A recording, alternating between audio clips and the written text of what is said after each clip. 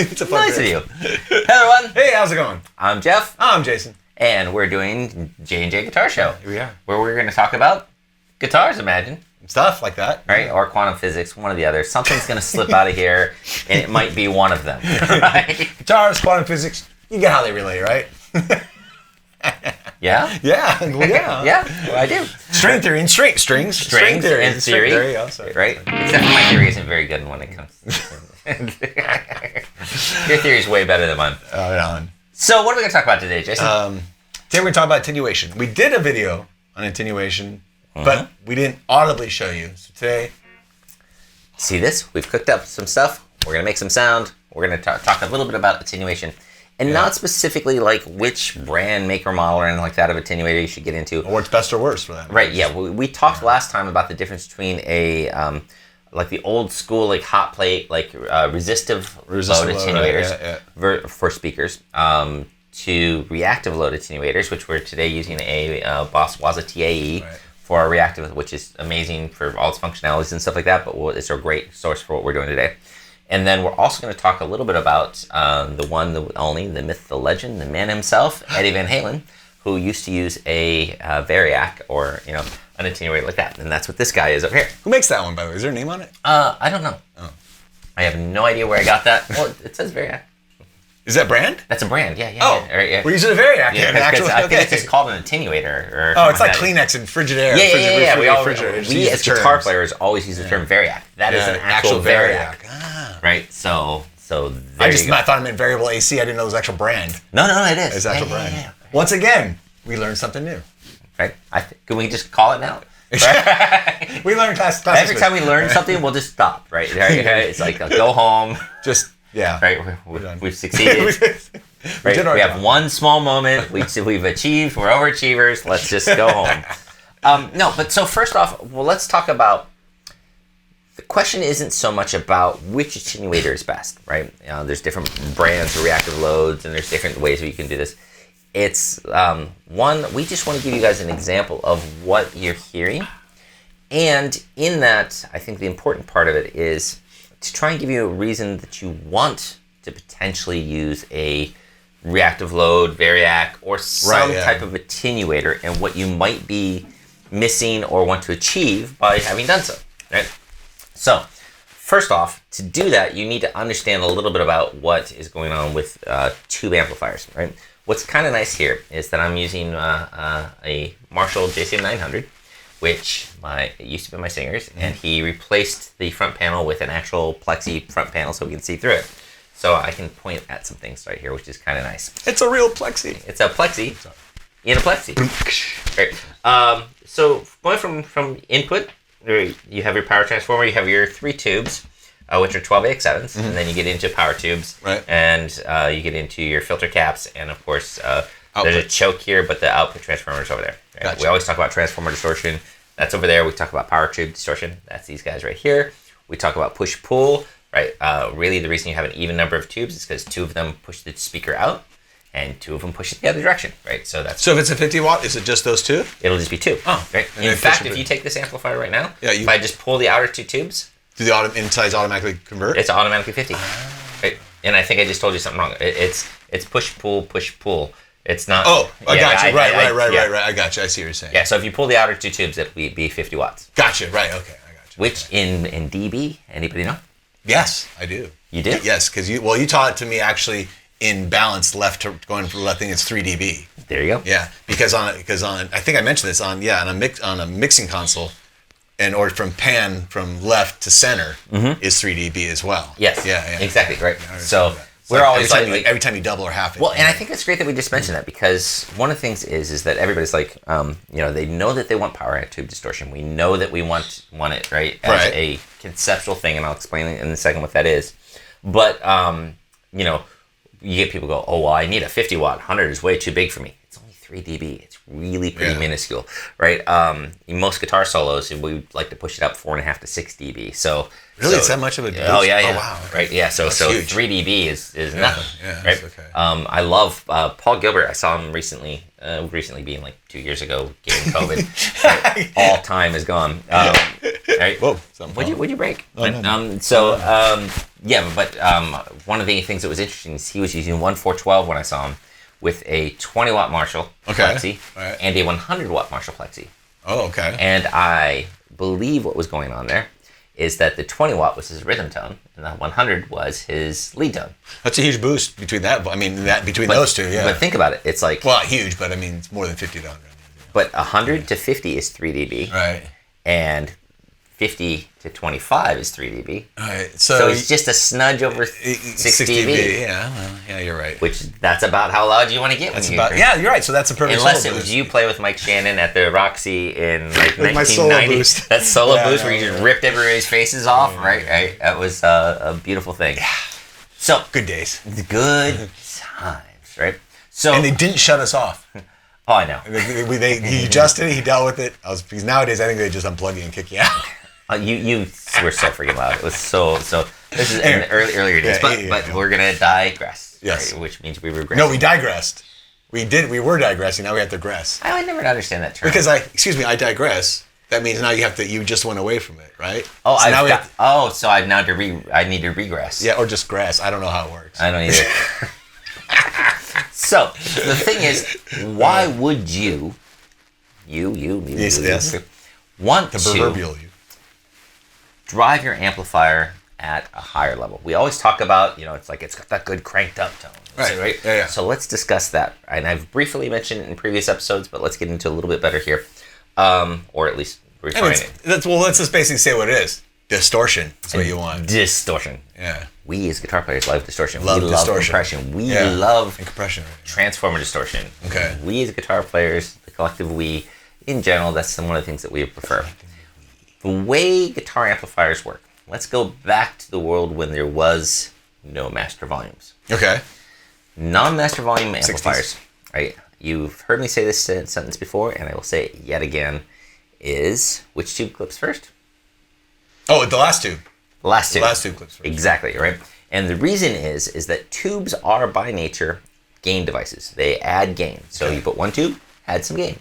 Put another tube, add some gain. Put another tube, add some gain.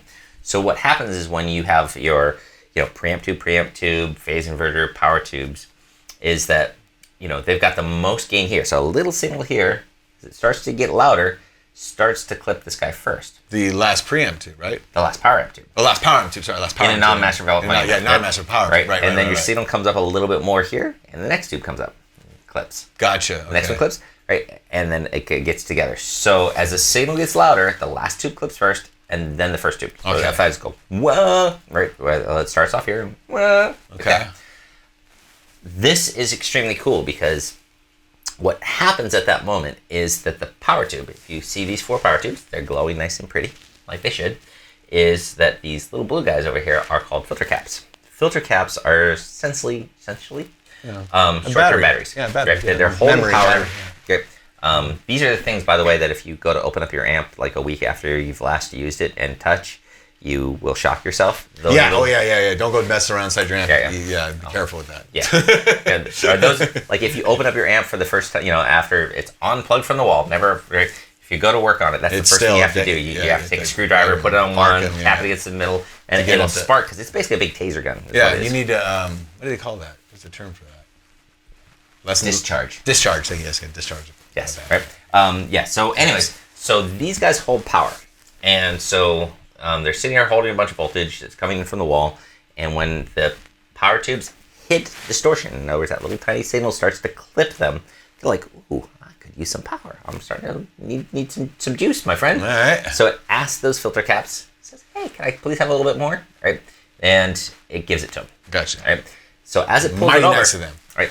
But they're also giving it to this first tube. Oh. So guess what? If it starts to pull it from here, then this guy starts to strain a little bit. Which in turn creates? 2 things. It creates, number 1, more distortion. Yes. We like distortion, right? Because distortion is created by, if you think of the sine wave going up and down, right? When it clips, if it's a sine wave, as it starts to clip, as you start to put gain into it, it starts to hit the rails, it starts to turn square, right. It starts to create harmonics. Right. Well, 2 things can happen. Number 1 is I can turn that up and push against it and create harmonics. Or I can bring that down to meet that gain and create harmonics. So when these things start losing power, they start to pull in. And that causes them to distort a little bit more. So on attack, that's what's happening. Is that the more these things are asking for power, the more they're asking these things, and these things are running out because they only got a little tiny they hold it for so long, which means that this guy starts to struggle a little bit because it got just shortchanged. Right. Once it gets shortchanged, right, it starts to distort. Also, what happens is that if this goes down, your rails, you start to lose a little bit of volume on the attack, a little bit. Right, and that volume, that little attack, we call sag. Gotcha. Right. So the feel of your amplifier, responsive or sag, sag. That's what it'd be. Is directly related to how loud you're pushing into these power tubes. Gotcha. Okay. Right. You don't push in the power tubes, you don't get sag, or you get extremely limited sag. Right. Gotcha. Okay. So now, the way tubes work is that each one of these tubes has 2 gain stages. Right. The first tube, its job pretty much is just to kind of like take the super, super tiny level of a guitar and get it to an impedance that the rest of the amplifier can drive. Okay. There are 2 stages. Every 12AX7 is actually 2 tubes in one. I know that, yeah. So you usually see 2 input gains on most amplifiers. Is that what the students go to 2 sides? One goes to one side, one goes to the other. Okay, that makes sense. In other amplifiers, they switch them and they modify them. Like this guy's probably using both stages, whatever. Yeah. Then you get to the next stage, and there's 2 of them, right? And they'll be pre or post to EQ section, depending on the amplifier. And then you get to this third one, which is actually in our preamp tube. It's actually called your phase inverter. Okay. Phase inverter, because a push-pull amplifier, class AB, is one tube pushes speaker outward, one pushes it back. Right. And this thing, I've got 2 tubes that push it forward, 2 tubes that push it back. Right. Class AB amplifier can't have an odd and that's number your of phasing, tubes. so that's what that's doing. Right. So this thing is taking this normal up-down signal and going, oh, well, I'm going to take the positive half of that and give it to those 2 tubes. Gotcha. And the negative, I'm going to give it to those 2 tubes. Gotcha. Okay. That's its job. Gotcha. But it itself is usually distorted because, again, each signal is... in the chain, right. You're driving each line, right. Yeah. Now, here's what happens. If you have a master volume amplifier, like the one we have here, that master volume can live before the phase inverter or after the phase inverter. If it's before the phase inverter, then it will reduce that tube stage distortion and clipping, what it's doing. Okay. As well as the power tube clipping. Oh, that's not good. Right. That's not good so no now it's going to affect these blue filter caps. Which affect all the way back to this first tube. Right. I got you. So it's like a whole. Master volumes are the devil. Right. Let's just be honest. Master volume, you are the devil. They are Satan. I hate them. And if we think of our favorite amps, everybody loves a Plexi. Everybody loves Plexi. How many master volumes? It does not have any. Right. Even mid-70s JCM. No master volume, right? No, you're right. Yeah. Deluxe? No. JMPs. Yeah, JMP, sorry. I said JCM. Mine doesn't. Deluxe, twin, Bassman. No. Right? Ain't no master Vox volumes. AC30? Right? No master volumes on Fender were what, 76 or 78? No, so when Demeter. Was it Demeter? Oh, yeah, I know. Yeah, I think it was Demeter. Yeah, but what do they do make now? Is they make all reissue amps. So No, I know. Yeah, now it's all reissued. There's no master volumes. I mean, the point is that there wasn't any master volumes on anything till really the late 70s and 80s. Yes, right.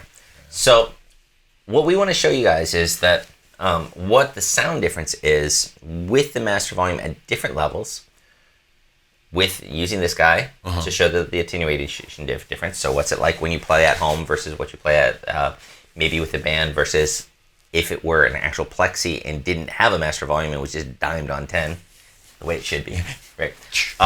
Versus using a Variac, right, yeah. like Van Halen. Right, okay. Right, and now the one thing I will tell you is that, there's old school master volumes lived before the phase inverter. Okay. Right, so it reduced not only the distortion you would get from the power tubes, not only the sag that you would get from the filter caps, but it would also reduce the distortion that's in the phase inverter to 12AX7. Right, you're not getting that stage anymore of gain. Then, at a certain point, you heard of like the Jose mod for Van Halen in the early days. That was taking that master volume and moving it to the other side. Right, which I think is what mine is. Yes, most modern amplifiers, it's on the other side now. Right. So you can still get most of the same amount of clipping. You just won't get the oomph and the growl and the power sag and some of the other things. But you still get about the same amount of sustain. Right, gotcha. Right. It's now it's thin, whizzy sustain instead of whizzy sustain. Thick, bulbous. Bulbous and whizzy. That's gonna go in the new dictionary, the new guitar term dictionary. Right. Bulbous and whizzy. Can those be our like superhero names? Right. I'll be whizzy. I don't want to be bulbous. I don't know. I think I don't want to be whizzy. Right. So the point is now I can't tell you for sure. Like I had a JCM 2000. Yes, JCM 2000. Right. So what we're using here right now is a 900. Basically JCM 900 stock, except for two things. Number one is that I've changed the transformer to an old paper wound transformer to be more classic plexi-ish Gotcha, style. right. Number two, modern amplifiers don't usually use a transformer-based choke. They usually use a resistor. Right? And I kind of like the squishiness and the sag is a little bit like better. Okay, gotcha. In my mind, right, so I've had both those switched out, right? But other than that, it's the same normal circuit. So we're gonna play on the lead channel.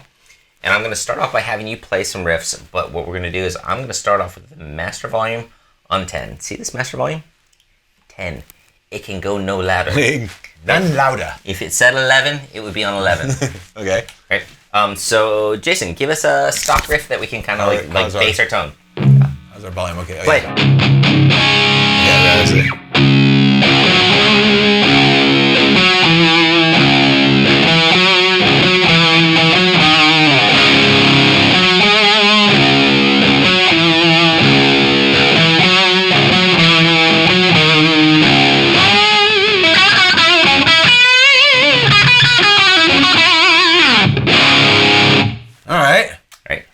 So it's, that's pretty nice. It's fast, responsive. Thick, it's responsive, it's round. And like the low end is it's tight and it's not muddy or murky. It doesn't what's the term about fart out, as you say? It doesn't, you know what I mean? I say? Well, not you, the proverbial you, but it doesn't or it doesn't have sag. Maybe it's not maybe that's it. It doesn't have it does have sag, or it does, but it's pushing into that transformer distortion, which is kind of nice. But it's responsive though. It's responsive. It's not slow. You know what I mean? So like when you pick, it's right there. You feel it in the response back on the pick that when you hit it, it's coming back fast. Because I played amps and I've had amps that don't do that. Right. Yeah, where you're playing it, you feel like, wow, it's almost like a delay a little bit, like it's a little sluggish. So right now this amp is on 10. Right. So now let's take it down to like 2.5, which would be loud. It's like playing with a drummer. Playing with a drummer, potentially too loud for most stages. Probably. Especially with people going into in-ears and stuff like that. It's definitely too loud for that. But but loud enough that you don't need a microphone in it. Let's go 2.5-ish. That would be, most people are used to that feeling. It's like, this is the place where most of us, our singers saying, you're too loud, and you're like, but it doesn't feel right if we go any lower. Right. So this is and you're using this to just bring our level back up because we turned the master. Yeah, as we turn that down, right, and we're gonna find when I go super low, we're gonna get too much ground noise because I'm trying to just like keep all the levels. Right, I can see keep it controllable consistent. by this, but I apologize for that when we get there. But right now, go ahead and play a little bit. Let me. Okay, so you're matching levels there. Okay.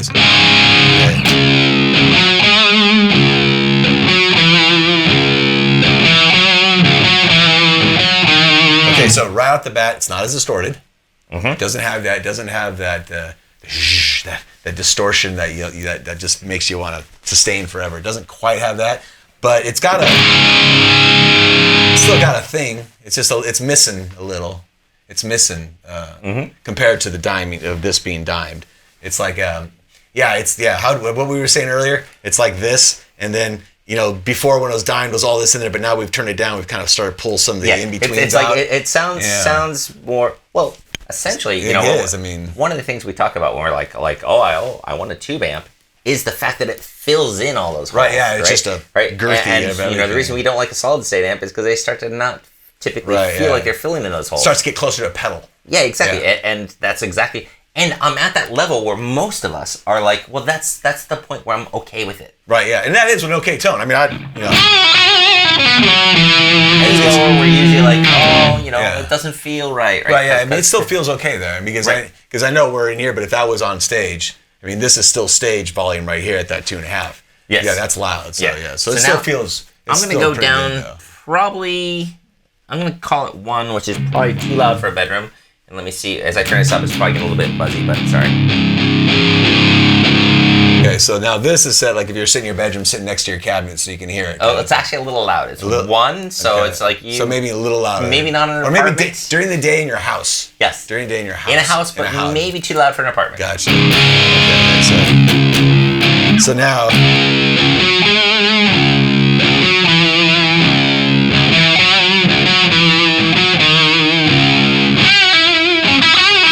The harmonics are a lot different. Like an overtone. It doesn't have overtones. Even just listening to you play, it just feels a little flatter. It's a little limp. Right. Let me see if I can make it 1 lower, which, again, this is probably going to be really buzzy. I can hear the buzz right now. I'm just going to get it to, like I'm trying to do it, like, apartment, 2 in the morning, kind of loud.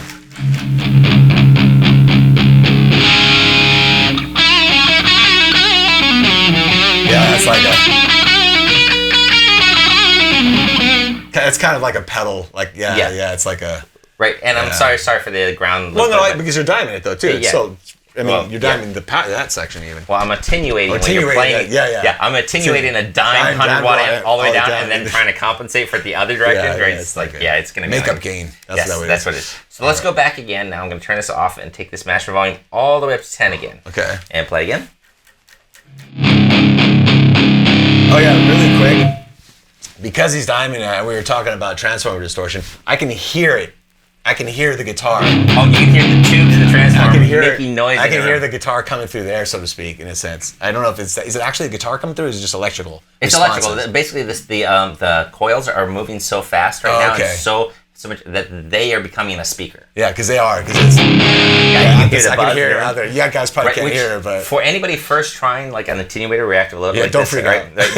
Right? It's like there's sometimes I'm like, oh, it sounds whizzy. It's like, oh no, it's not whizzy. It's the acoustic sound that I'm hearing in the room. Right, just put some headphones on or something like that and listen to it directly. And then you don't hear it. Then you don't hear it anymore. So. Right, but yeah, that can be just a little disruptive at first. Yeah. So I'll go back to that riff. What did I say?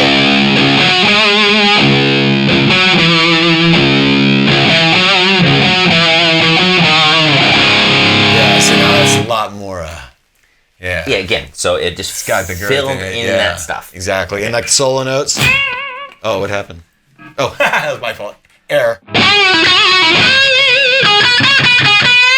Yeah, and it's almost the response now. The response, even though the tension of my guitar has not changed with this type of gain structure, it feels a lot silkier and smoother to play and bend than it does when you're at that low volume and the gains and it's fighting. You know what I mean? You're not getting that response, so everything's a little. Yeah, so it blasé, feels different to you as a guitar player. Yeah, physically feels just different. Just even sitting here, even though we're monitoring it at a lower volume, I can feel it filling in all those mids and thickness that's going on there. And when you're playing, it all is a lot smooth, easier feeling. It feels almost easier to play. It almost feels easier to play. It just feels sexier. Yeah, I guess that's too. Yeah. Very sexy. Yeah. But because this is so fast that the response is so just. Fast response is just so there that you really it makes it feel like you can play easier a little bit. It really does, yeah. So now let's go 1 level next. Okay. So a classic plexi wouldn't have a master volume on it. No. So essentially what I'm doing right now is running it as if it's a classic plexi. Right. So let's leave it where it's at. Okay. But now I'm going to take what is powering this guy, this Variac, and I'm going to take it from 120 volts. Let's go extreme. Let's go down to 60 volts. I'm going to cut it halfway down. Right. What's funny is just as I turn it down, you're going to see the LEDs on here like go away. Right. It's going to be fun. Right? Oh, that's the wrong way. Let's go down to like 60. Oh, oh my God! You can't even see the lights anymore. No. You can't even see the on power light anymore, and you can barely see that. Yeah. So that's at 50 volts. It's barely on. Wow. So I'm going to put you at 60. Go ahead and play the same riff, and let me get you back up to volume. Okay.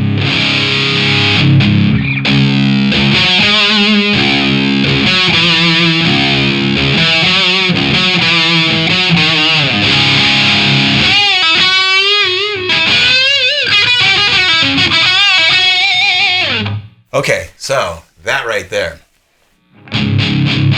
it's a little squishier. On the low end, isn't it's different on the low end. The squishier, the response is different. It's a little slower. It doesn't. The speed at which it feels like it comes back and pushes back is not as. It's not as there. Right. So we started off amplifier, dimed, full volume, but attenuated. Loving that one. Loving that one. Then we did the same scenario. Master volume still at max, but attenuated via Variac. Right, yeah. And what's happening there is that instead of letting the amplifier just do what it would do at full volume, we've taken those voltage responses. And again, remember, a positive, a signal goes positive, negative. Positive, negative. That's every note, right? If I say A440, it's 440 times a second. It goes up and down. Gotcha. Right? And when it hits the rail, when it can get no louder, it starts to create distortion. Right. What we did in the first case was the rails were here, and we just turned up everything, including the power tubes, so they were all pushing against those rails. So they're just pushing out. They just pushed hard against those. Okay. The second case, then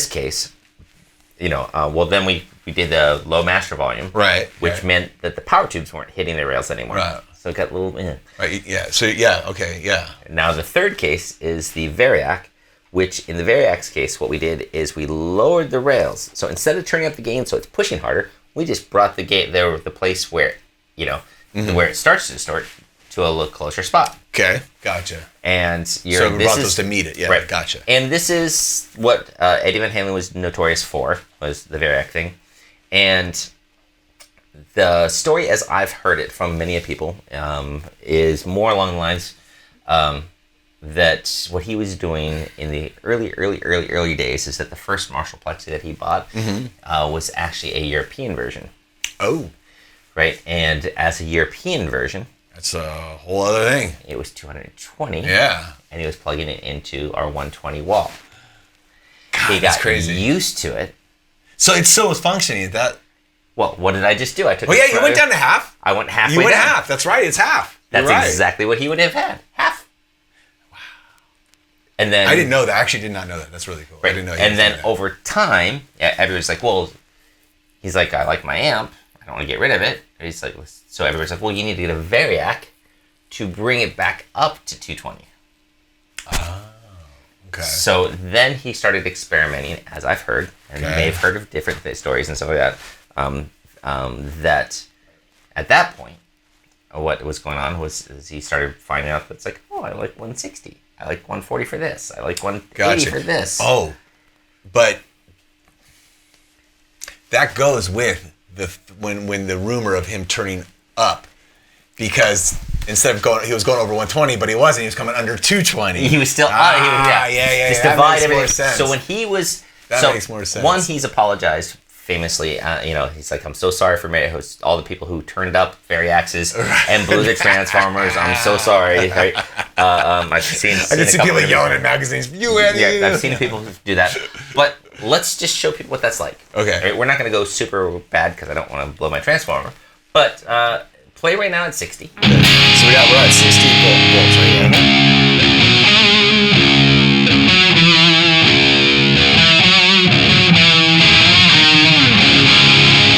Okay, so now I'm going to turn this down a little bit. I'm going to go up to, not down, up, let's go up to 90, which I have a feeling is more where he probably played equivalently. Gotcha. All right, so let's get you back to volume.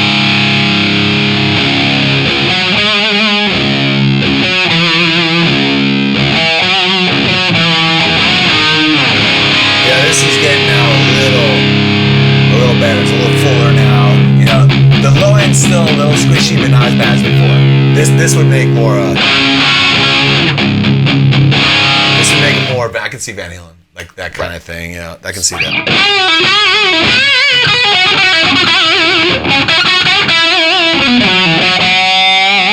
Yeah, it's not too bad. It's not too bad. A little, So now let's go up to... Not as good as the other way, though.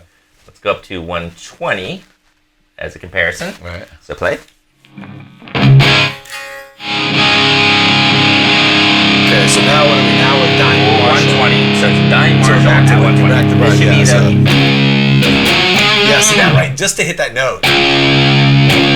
It's instant response, and there is a clarity on the top end. It lost a lot of the smushy muddiness a little bit that brought on when it's sagging down. Because now the amp is actually doing what it's supposed to be. Right, gotcha. Right. I got 120 volts. I got all the supply that I want to. So these blue little filter caps over here are filling up with all the juice that they were supposed to get in the first place. Right, yeah. Not restricting them, right? And I'm not attenuating, so I'm not screwing with the phase inverter and the power tube clipping and stuff like that. So the reality is an amp should run like 10 all the time. I like that one. And video done. And cut, we're done. And scene. Right? So now let's go one further now. I'm going to turn this guy back down there. And at risk of blowing this up, let's go about 140. Oh, really? Yeah, hit it quickly. Play your riff.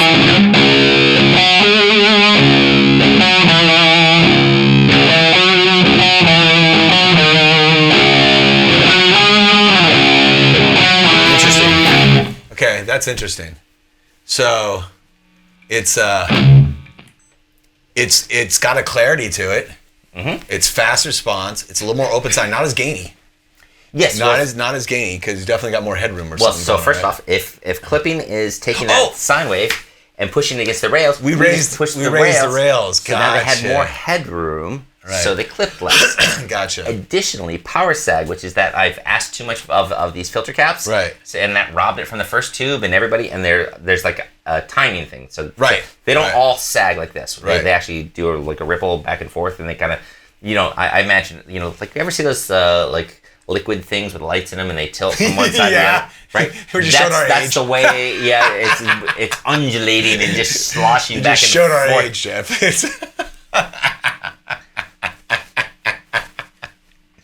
Okay. Anyway, no, go ahead. Yeah, so exactly. It's not a consistent even. But it is like that sloshing, wavy kind of back and forth kind of thing, which is why a tube amplifier, like if you roll your volume off halfway, and you're playing and it still doesn't like just fall off, right? You're like, if I were playing a linear amp, it's like totally clean. It would just go down to nothing. Oh, right. Right, but they say in this compressed, like I'm loud and I can hear the details down below, but I can push a little bit. That's the basically compressing as those rails are moving back and forth. It's kind of like the signal doesn't go from here down to here. It goes, ooh, right in the middle. Right. And that's the thing that we love about tube amps right there. Gotcha. Right? Oh. Yeah, it's like all the things we were like, tube. Has very little to do with the tube itself. It's all the other shit around it that makes it all gorgeous. Yeah, I got you. Right? It's the whole experience. You take the tube by itself, it's like, that's cool. But it really, honestly, if you break it down and put it by itself, it's like, the harmonics are a little bit different. But all the feel, the squish, the power, the sag, the undulation, the sexiness of it, right? Oh, dude, it's all the whole experience. So we got Wizzy. We got, what was the other one? Was there a big rounder one time? I don't remember what that was. It was some kind of girthy. Was it girthy? No, it was something cooler. Oh, it's at the beginning of the video, so we'll have to go back and then wizzy, girthy, and undulating, right? It's like right. We got it right. There has to be there needs to be. If there isn't, and if we don't do it, somebody's got to do it. Have you ever musician book of terms? It's gonna tell bulbous. You that. Bulbous. That was it. Bulbous. Right. Bulbous. If you guys ever want something fun to listen to, there's an audiobook called My Dad Wrote a Porno. Awesome, okay. And it's his son and a couple of their friends reading his dad, who is like 65 and writes a porno out of nowhere. Oh, that's hilarious. Right? And then they review it scene by scene. Hilarious. It's freaking hysterical, that's right? Awesome. So I feel like bulbous and some of the words we've used here would be in there. Might, have been used in those books. Well, it's just kind of gear porn. It's all gear porn, right? Yeah. Right. So, continuing on down the gear porn thing. We digressed again? Let's gress. Maybe we could just have a little flyer that says "gressing." Right. As we back out. Backpedal. Right. Okay. So what we noticed is that when we did the Variac, yes, right, when we went low, it probably got a little bit too squishy for our down. Yeah, the 60 was a little. Yeah, that was a little. It's fun. Yeah. Right. I will tell you, because you guys can't hear it here, but when it's down at 60, this amp dimed at like 60. It starts to get almost bedroom level pretty quickly. It's true. Right? Yeah, it does. Which is one of the other things is that people who use Variacs, besides Eddie Van Halen, but Eddie himself, also famously used them just as a volume control. That makes sense. Right? Yeah, because you could turn it up and down for clubs and stuff like that based on that, while keeping the tone. You gotta keep your tone. Yeah, it's true. Ish, you know. Yeah. But it's going to change a little bit. But still, though, it wouldn't change that great to if he's at 90 and the guy's turned down, he goes down to 80, 85 or something like that. It wouldn't. The tone, in that sense already, it's not going to change that much. It's much better than turning down the gain. Right, which exactly. Would kill your input. So you know, these kind of things, this one's a little more expensive, but you can buy a Variac for like 50, 45, 60 Oh, really? bucks. They're not that expensive. And depending on the amplifier, they will either go nicely with it. My Marshall. Yes. Loves it, fine. I can get this thing to this powers off and it loves it. Where's that? Oh, that my Mark III. Boogie? Right, yeah. It'll shut off below a certain volume. Oh, really? Okay, so it just stops. Yeah, right, yeah. Okay. So you know, if you got anything digital in your amplifier, it's going to shut off. Gotcha. Right, but if you got just a classic, simple amplifier, a twin, a deluxe, basic circuit, no problem at all. They're fine. Gotcha. And you're not pushing anything beyond its limits, like I just did a minute ago at 140. Right. Yeah. Right, but you are you're actually making it safer. Gotcha. The amplifier is like, I was expecting 120 volts and you gave me 80, so... Right. Yeah, it's like, oh my God, no problem, bro. It's like, all right. Well, I might not sound the right way, but I ain't going to hurt anything doing this. It's like, I didn't break anything successfully. Right, exactly. But I think the thing that we're hearing is that this has one type of experience. Mm-hmm. This, which is a reactive load, which would be, the modern de jour way of doing it, definitely has a different experience. This one's more complex in that you can actually choose your speaker type. Right. You can do more shaping and stuff like that. Which gets really complex really quick because most people don't realize that a speaker, the impedance isn't 8 ohm or 16 ohm. It's actually like a big bell curve, depending on frequency, and it changes based on the amplifier and stuff like that. And that's what these are doing. Is you can choose and dial those in. Gotcha. Right. But your presence knob is actually like the upper end of that frequency response is actually feeding back into the transformer and into the phase inverter. So your presence knob is actually you adjusting how much of the speaker is feeding back into your amplifier. On the high end though, right? On the high end, right? Yeah. So that's why a reactive load is really nice. Right. And especially something like this where you can actually dial it in a little bit, which is really nice. I have on my amp the depth knob on my Soldano. Isn't that low end presence? Yes. Okay. Right. Essentially, yes. Okay. Right. A depth knob. Some amps I've got that Marshall that was downstairs that you saw. It's got that deep knob. Yeah. Same kind of thing. Very common. You'll see a deep knob. A deep knob is just change the amount of negative feedback to get a little more resonance. Usually at the center point of the resonance of the speaker cabinet. Okay. So if it's a 112, it's usually around 78 hertz. Oh, I see. It's going to vary. It's just going to do what it does via the cabinet. 412 is about 115, 120 hertz kind of thing. Gotcha. Right? And it'll peak up a little bit more or a little bit less. Right? Gotcha. And that was a common mod, right? Like remember in the 90s, you and I had all of our amps added depth to it. Oh yeah. Right? The Soldanos come with it now. Yeah. Right. It's very, very common. And it just makes your low end tight. Yeah. It really does. Just like your presence gets sparkly, not trebly. Yes. Your low end doesn't get bassier, it gets tighter. Right. In a sense. I mean, it adds, it seems like it's... Right. Which I think we could probably get into a whole conversation that on another video. Yeah. Right. But for us right now, if I had to get down to what we've just discussed. So we've shown people low master volume. Low master volume. Sad. But it's doable for your bedroom though. Yes. Yeah, because that's all you got. That works. I mean, yes. So this does help with that. But if you want to get into something else, right? Where your amp can do what it's supposed to do, especially if you have a classic amp that does not have a master volume. Then that's where. Right. Yeah. There is resistive loads, which we don't have an example of here, but that would be like a hot plate. Yeah, hot plates. Yeah, those have just a big resistor in it, basically. Yeah. Right. So. And they don't do the frequency response based on the impedance. It's just flat. Just a flat impedance, so it's like 8 ohm or 16 ohm. Yeah, that's it's it. Not the right curve. It's kind of generic to cover whatever you use it for. Yeah. Well, what you'll find is the presence knob doesn't do anything because there's no feedback of that high. Oh. Right. So that's why one of the reasons they always sound weird. Oh, interesting. Right. It's like the amp's kind of doing what it's supposed to, but what's my presence knob do? Almost nothing.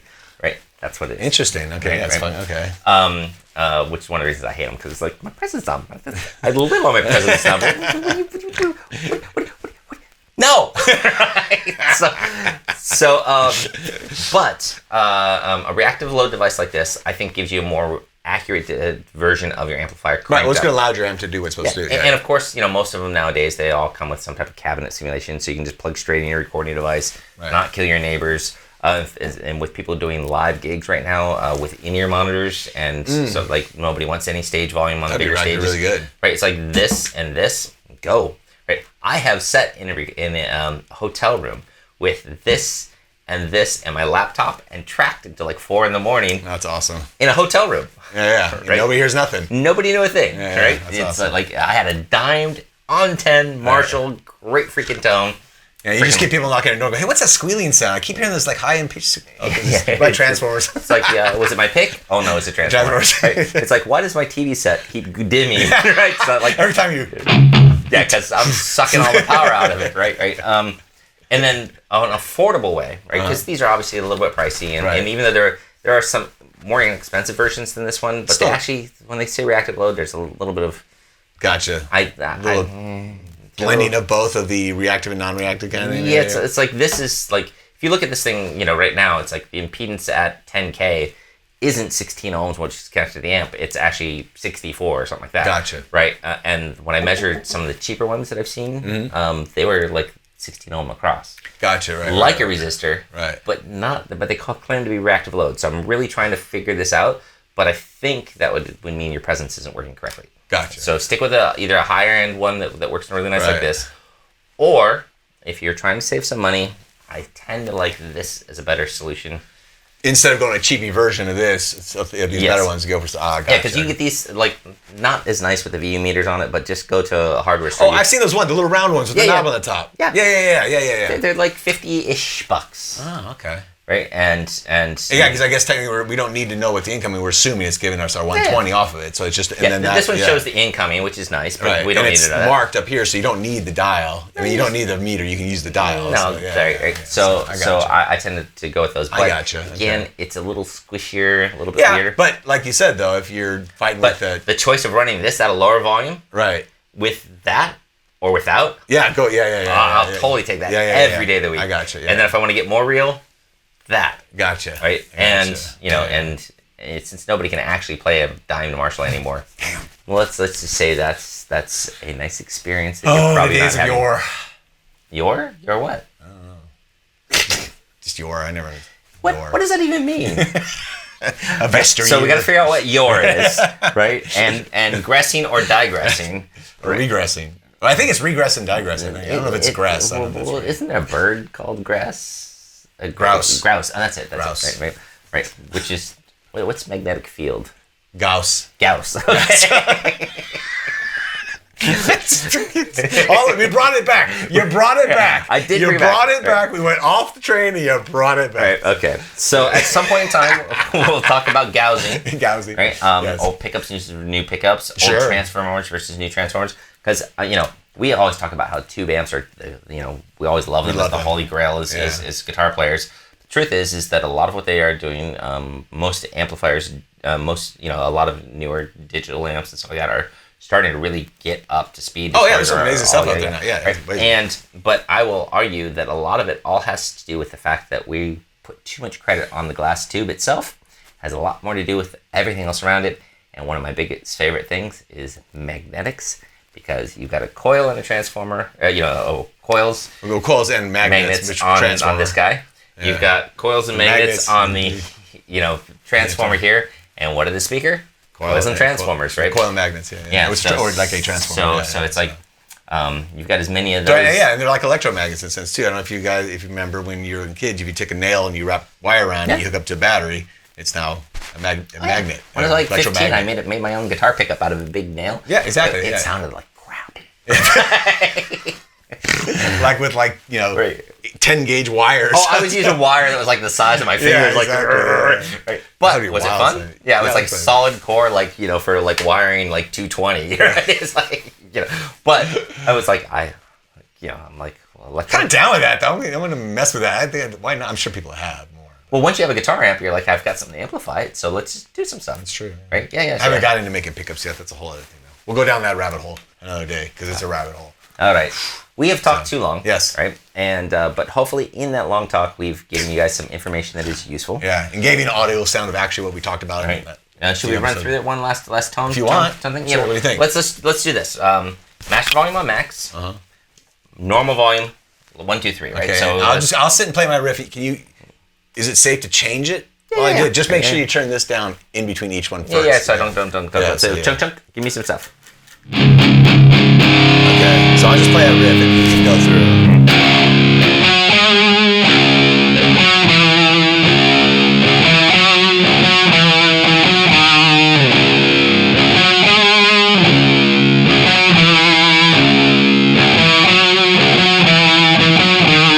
So now let's take that down to band level, like 2.5.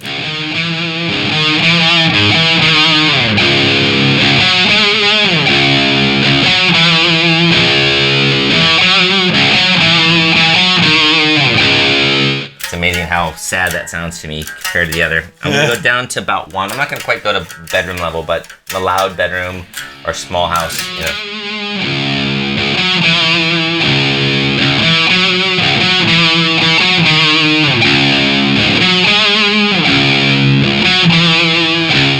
And let's dime it again.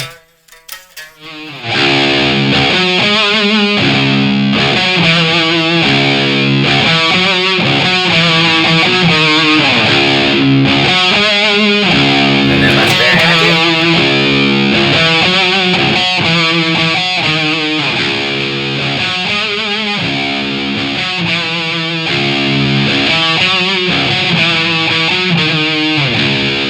Where we at? We're at 60. Okay. Dying. I was gonna say, you got sluggish.